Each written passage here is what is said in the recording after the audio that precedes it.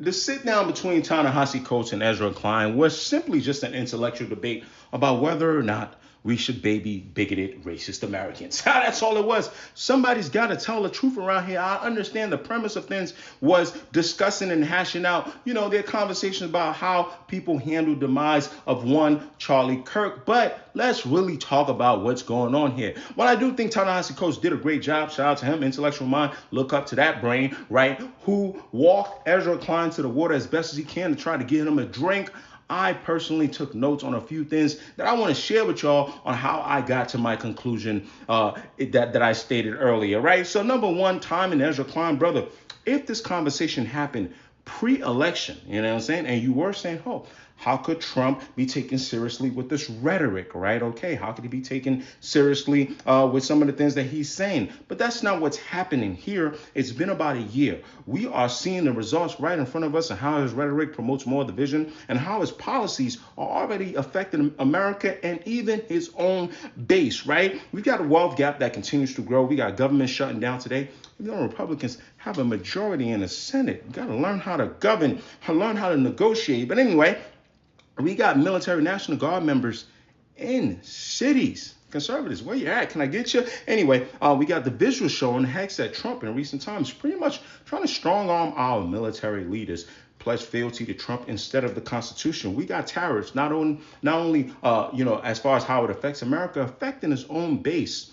Look up soybean farmers, Argentina, China. We'll go from there. Okay. Then we also got immigration policies. Oddly enough, other than the fact that they look at it as trauma corn or something that they're enjoying, right? We've got to ask even how immigration policies are hurting his own base. Farmers as well don't have workers. And we got the big beautiful bill, right? We got taxes on that. We got Medicaid cuts. How they even move that? Try to lie to their base and maybe push it on Democrats during the midterm. We've talked about that. All in exchange for a culture war win and continued subjugation of marginalized groups. I mean, come on, brother.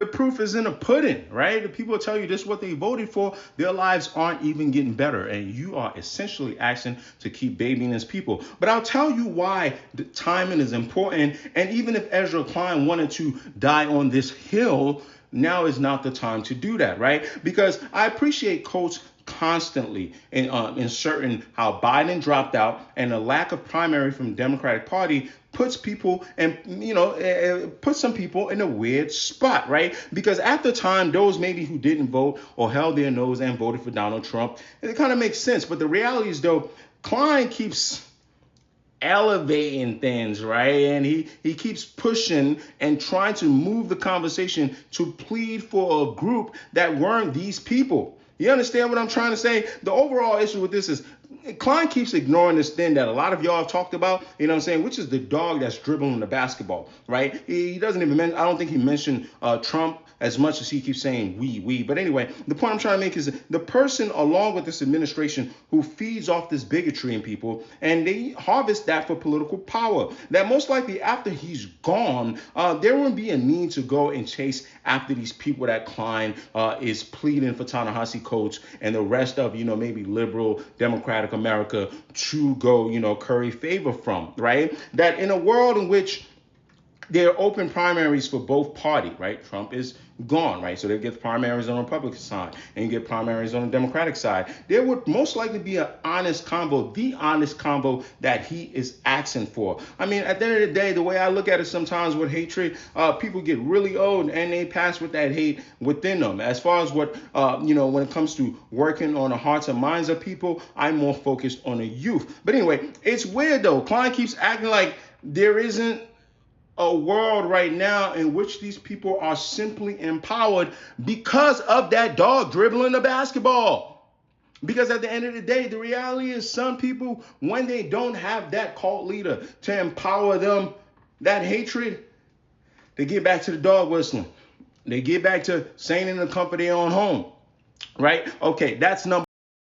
And number three, well, this part had little to do with both gentlemen, but I just want to say when that dog is dribbling a basketball and you don't take it seriously, Air Bud is going to dunk on you. I mean, politically, from a federal election basis, as far as the presidential election, I should say, is having primaries would allow you to kind of understand and get a better gauge of what people want all across America, right? And knowing your country, especially after having a black president, I'm willing to ding the Democrats on this who didn't gauge some of that anger that Klein is talking about, that even Ta-Nehisi Coates walked them into as well. They didn't do a correct job just from a presidential election basis of sorting that out. But the answer doesn't necessarily mean running and currying favor and babying these racist, bigoted people, right? A better job would have been realizing that Bernie might have been the answer versus a female Clinton from the dynasty, right? Although qualified, your country is your country.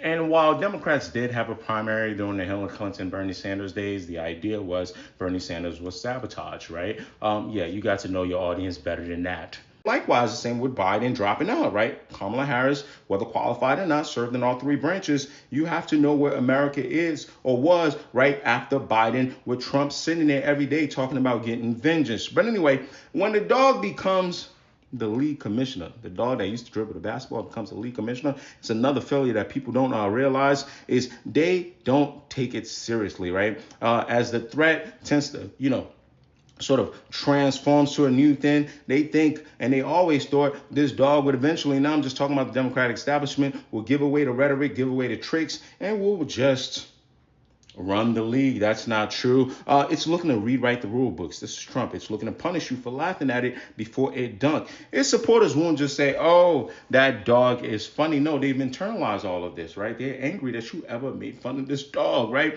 But that's a struggle for most people. They keep thinking the answer is to recruit and turn these fanatics back to regular 5-on-5 basketball logical people.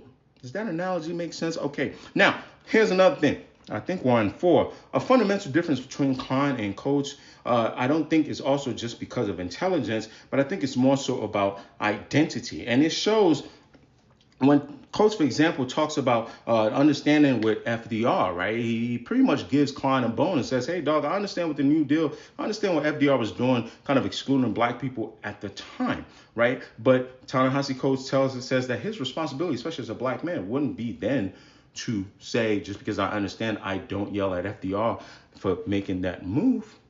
Right? I thought that was very interesting. And maybe it helps me get to my next point, which is the cloak of whiteness that Ezra Klein has around him. I'm not saying that Ezra Klein, the way we define identity, isn't an American man, but watch as I lay this out for you, and please read between the lines, right? Because if you look at Klein's ancestry, and he has an ability to, and clearly does, recall it as a point of relatability, right? But then he says that he's able to hold his nose on certain things, like with Rogan and conspiracies. But the reality is he can still move around America as a white man. And if you understand and notice, I haven't said anything about what that ancestry is, all right? My hesitancy to deep dive on this is with the new rollout of speech restrictions.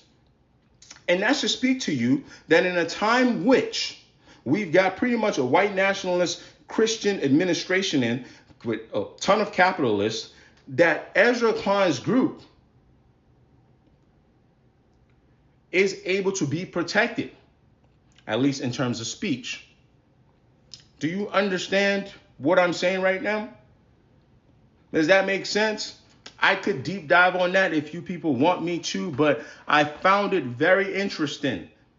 I hope I landed that plane well, that while Ezra Klein is speaking about babying these bigoted racist people, on the back end, their administration are working with people that would make sure it's unacceptable to talk about his group. I thought that was really interesting. Anyway, that's all I had. I hope you guys go watch the video if you haven't. But it was an interesting sit down. I think it speaks a lot to the times.